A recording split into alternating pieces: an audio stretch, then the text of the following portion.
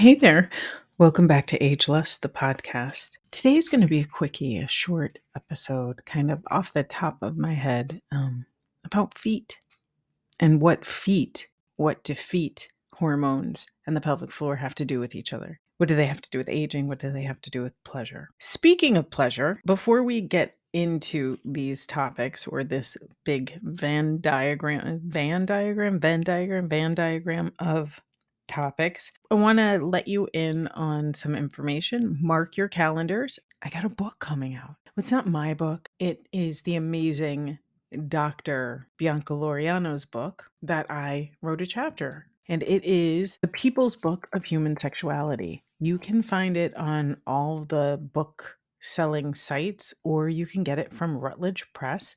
I will leave a coupon code in the bottom. I think you get 20% off. This book is basically a textbook, but why would you want a textbook? Well, you want a textbook because you want to support people like me in particular. You want to support other folks that are part of the African diaspora, other folks that are in the BIPOC community, indigenous community, marginalized communities, who are talking about sex and sexuality in different ways. So check that book out, July 31st. Get your order in today. That's number one.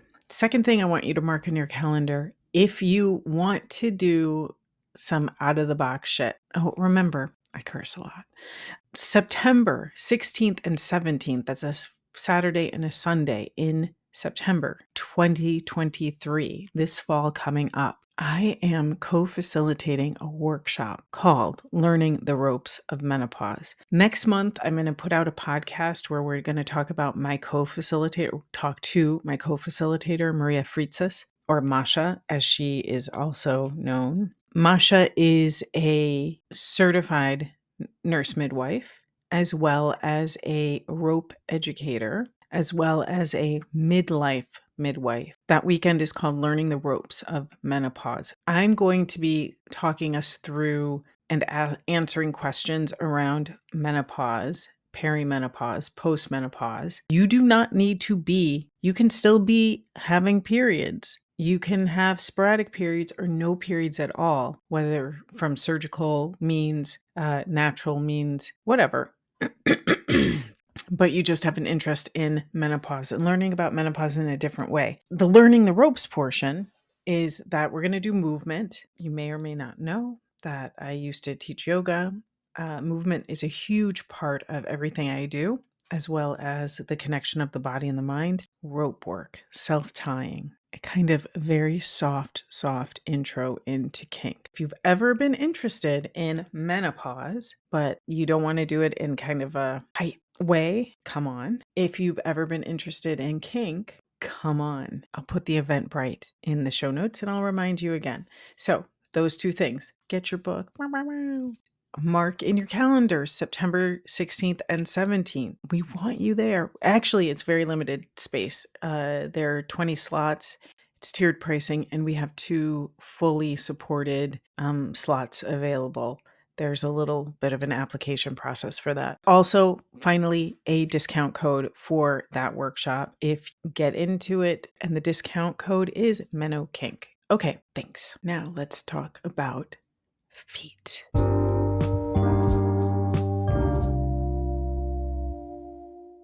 So what do feet, the pelvic floor, and hormones have to do with each other? Well, a lot of things. Aging, of course, changes our bodies in so many drastic ways, but let's take aging out of the equation for right now. I just want to talk a little bit about estrogen. Years ago, I came across an article. It might have been a study on soccer players or football players if you're from outside of the States.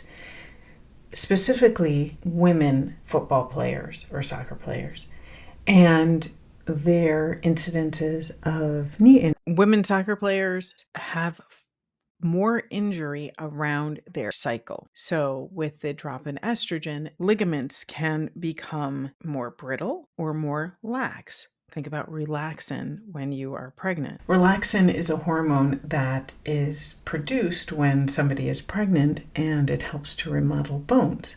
It also makes you very relaxing as far as your ligaments and your stretchy ability. As our bodies change, whether it's through hormones, menopause, perimenopause, PMS, whatever's going through, and really all human beings have estrogen, but as our bodies change, our hormones change as well. And those changes in hormones can affect different parts of our bodies. I'm not doing this with notes. I'm not doing this with studies. I'm just talking to you. We know that muscles are held together with joints, ligaments, tendons. And one of the great things about estrogen is that it makes us juicy. We can see it in our skin. We can see it in our vulva. We can also feel it in our muscles and our bones. The pelvic floor has lots of those ligaments, and it's like a hammock system with muscle and ligament. And also, the feet have a ton of fascia, a ton of connective tissue, makes those muscles and the bones work together so that there's articulation. When we start to go through major hormonal shifts, we may start to notice that we can't bend as we used to do. Things are a little bit harder. It's harder to kind of juice ourselves up and warm ourselves up. When I am going to get my period, because I'm still getting my period so far. Like, oh, please, sweet baby Jesus, let it be over soon. But because it's exhausting.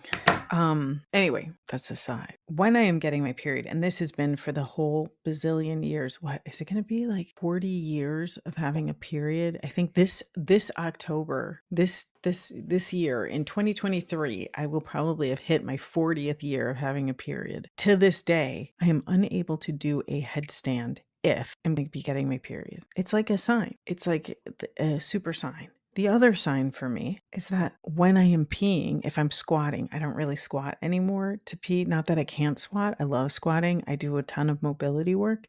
It's just that squatting is not good for your pelvic floor. On the pelvic, like just line the shit with paper and like, or, use one of those paper things and sit your ass down and pee. Like, relax. Let your pelvic floor relax. It is like I am spraying all over town. Like, I do not have a straight, consistent stream. I looked up studies to see if that was like, if I was kind of tracking, if that was kind of normal, if other people had reported that. Nobody's really reported that. But I'm telling you, that's me. This is 40 years of dealing with this. I finally made the connection probably at year 30. So headstands and change in my urine stream. What I've also noticed now is that there has been a change in my pelvic floor. There's a lot of talk about pregnancy causing people to have stress incontinence. Stress incontinence is when you sneeze, you laugh, you run, you lift weights, and you pee on yourself. Sometimes a little bit, sometimes a lot of it, but it's that thing where you start laughing, you're like, I'm going to piss my pants, all of that, right? A lot of people talk about pregnancy being that cause. Now let's think about that in association with feet, pelvic floor, and hormones. When you are pregnant, like I am the type of person who, when I am pregnant, I gain like 60, 70 pounds. That is not a joke. I have a lot of cells that like to blossom in pregnancy, meaning fat cells. I mean, I get big for me, and I think I am just the hottest thing. But anyway, besides that, so there's a lot of weight that my frame is carrying. Then I push the human being out. I've still got extra weight for a while. My feet have gotten used to walking with all of this extra weight. The shift of my pelvis has changed. My ligaments, my muscles, everything's been stretched out. Everything's been opened. And after, because we are not a country that values pelvic floor health, where I've heard that certain countries do, like you have a baby and then you go to six weeks of pelvic floor PT. We're just kind of like left out there, and maybe you get 6 weeks, 12 weeks off to recuperate if you haven't used any of that time to nest prior to having the person. And we've also had a huge hormonal shift. And from there, we get the sneezing, the laughing, peeing situation, coughing, the whole thing. There are also those folks who are extreme athletes, and They do a lot of pounding on their feet. There's a lot of downward pressure of lifting. There's a lot of downward pressure of like jumping, running. Like I think about runners, some runners that I've met that have never had babies. Again, there's a lot of pressure downward, downward, downward. And when you become an extreme athlete or a very professional athlete, there's going to be a hormone shift. You know, you hear about some athletes that their body composition changes so much that they start to skip periods, that sort of thing. Now, don't like at me that I'm sure that can be countered with proper nutrition, blah blah blah blah blah. That's not my expertise. I'm just merely kind of shooting the shit with you. For me, what I noticed is that I had never had plantar fasciitis, which any itis that you hear of is inflammation, right? Plantar foot fascia is that covering of muscles and ligaments, that this like thin covering, and basically all of that kind of seizes up, becomes inflamed, and you have really uncomfortable foot pain, especially in the back of the heel. But as soon as you get out of bed, you start to walk around, you move your feet, the pain should subside. I didn't have that until I think either my second or my third kid. I cannot remember at this point. But I noticed I had the baby, the hormones significantly dropped. Right. There was night sweats, kind of. I always thought I was just getting rid of water weight. I still was pretty, the baby and the placenta only weigh so much, right? Plus, I had put on 60 to 70 pounds. And I had extreme foot pain. And in addition to that, I would basically, like, if I went running, I hate running. But if I went running, I'd piss my pants, kind of thing. If I was jumping, doing jumping jacks, I was dribbling pee. It didn't matter if I peed prior to. It just sneezed, like leaking urine. I mean, it was a hot mess. Not like a depends mess, but it was uncomfortable. And I went to a pelvic floor specialist. After my third baby, I definitely went to a pelvic floor specialist, and I started to notice that a lot of the times that I would start to really focus on my pelvic floor health, my feet would feel better. Now, in perimenopause, this late perimenopause, what I've noticed is that the body is a little stiffer, which is one of the signs of perimenopause, right? Stiffness in muscles and muscle ache. And the foot discomfort comes and goes. It is worse for me if I'm not working on my pelvic floor. Here's the other thing with working on the pelvic floor. It's worse for me if I'm not working on my pelvic floor, and also it's time for me to change my estradiol patch.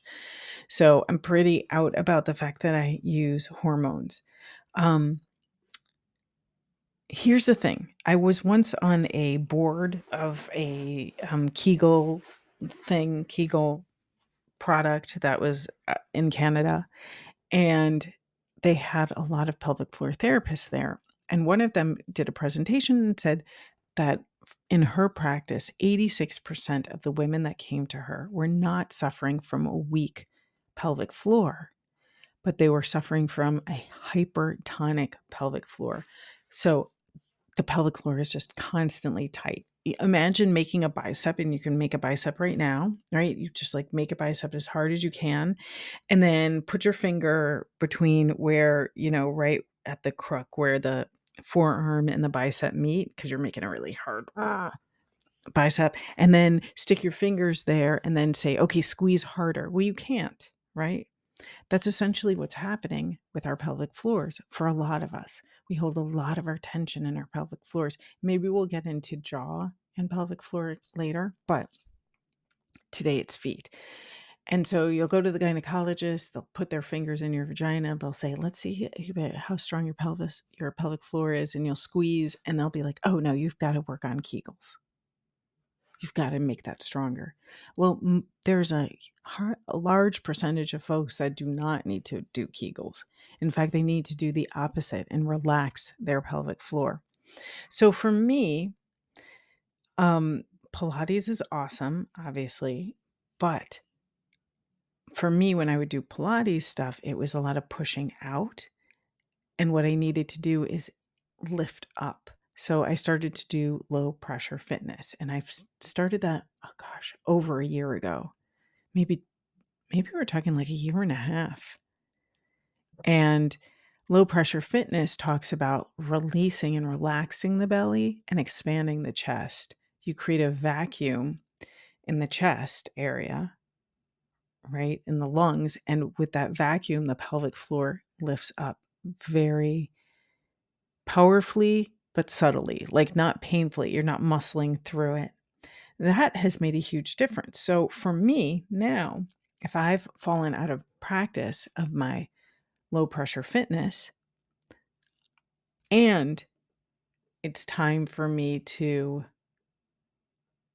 change my patch, or just basically I've just fallen out of practice, I will feel that I will feel the result of the non-practice. I will feel the result of the non-practice in my feet. So if you Google pelvic floor, if you Google, pelvic floor feet menopause or menopause and feet, you'll see a lot of little articles or some studies, but a lot of articles around that topic exactly, or that combination of topics, because they talk about as we age and we lose hormones, estrogen, the ligaments are not as supple as they were. Everything gets a little bit tighter, a little more brittle, and we've lost muscle. And the result is, for some folks, discomfort. I still sneeze and pee. Like, what am I doing wrong? You might want to check out something like low pressure fitness.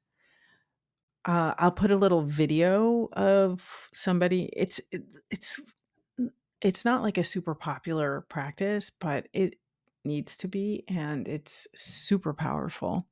I'll put a link in the show notes for low pressure fitness. But something to work on the pelvic floor. Pelvic floor PT is another incredible service to use if you have the ability to do that. Meaning you have insurance that'll pay for it, or you have the funds to pay for it, because it can be pricey and it's very hard to find. At least I know in New York City, it's hard to find pelvic floor PT that is covered by insurance. That may be changing, but I know that was the case. So pelvic floor physical therapy is so incredible.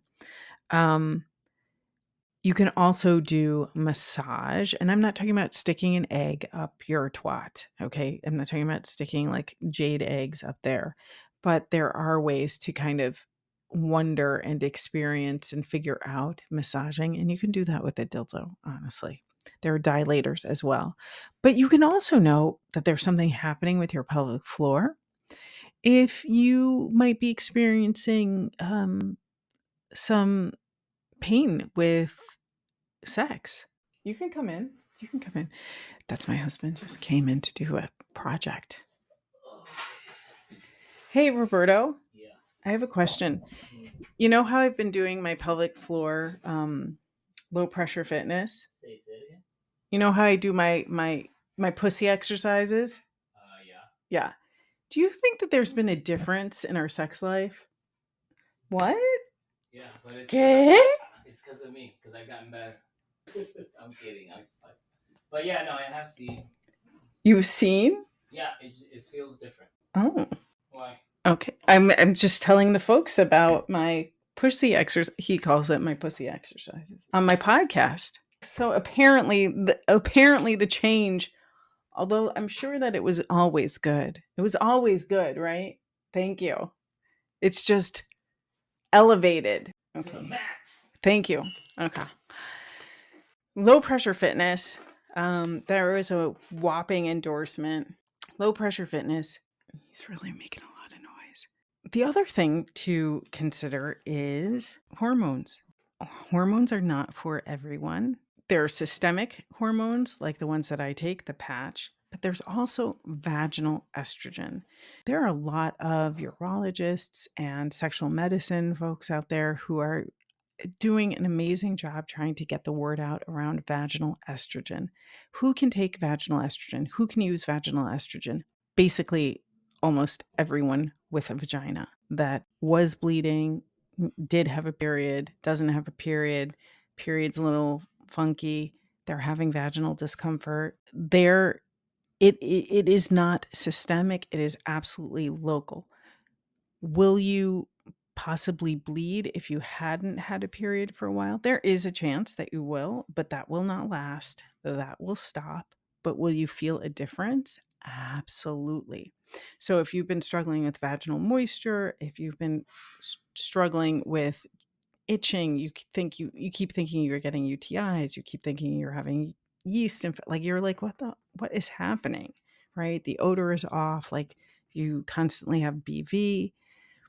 Vaginal estrogen may be a wonderful choice for you because it's working on that tissue. Now, will it help with the pelvic floor? It may. It may. And we're talking about something that's very, very affordable with your insurance. There are exercises and like boots you can get off the internet, that are very affordable for your feet. And there's foot massage and pedicures. Do your pedicure, like whatever makes your feet feel good. Excellent. I want you to do that. But I want you to pay a little more attention to your whole body and how everything is so connected.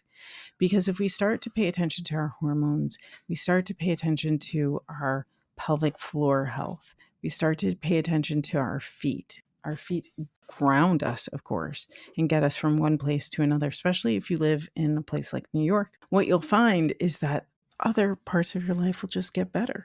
It seems strange, right? But it's very true. There is totally a connection between your feet, your pelvic floor, and your hormones, as well as aging. I want to leave you with one final thought. Well, actually, three. When I was in nursing school, one of the best lectures that I had was from a geriatric nurse practitioner. And she started by saying, aging does not mean you will be in pain. Pain is never normal. So all that bullshit you hear, like, I'm just getting old, I'm going to be in pain. No. Pain is not okay. Number two, that can be changed. I don't want you to feel shame, but no, you don't have to. Know that there are solutions.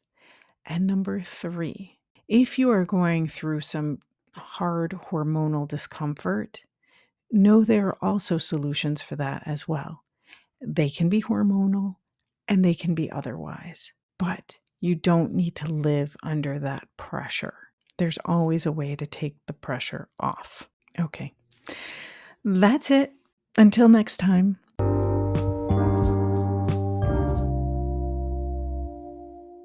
Thanks so much for listening. Take a second and review, rate, share. It means a lot to me. I love doing it. And also, a couple people have actually given me 5 stars on the Apple Podcast situation. So I don't even know who they are. I would love to have your feedback, your thoughts, your ideas. You can always leave me a voicemail on the Anchor. Oh, it's not Anchor anymore, the Spotify situation.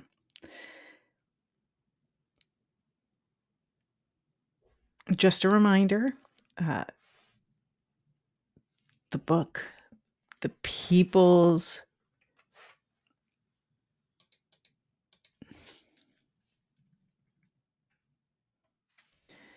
Just a reminder, The People's Book of Human Sexuality by Bianca Laureano and my chapter 6, comes out on July 31st. There is a link in the show notes as well as a discount code. So please support talking about sex and sexuality and trying to expand the stories for everyone.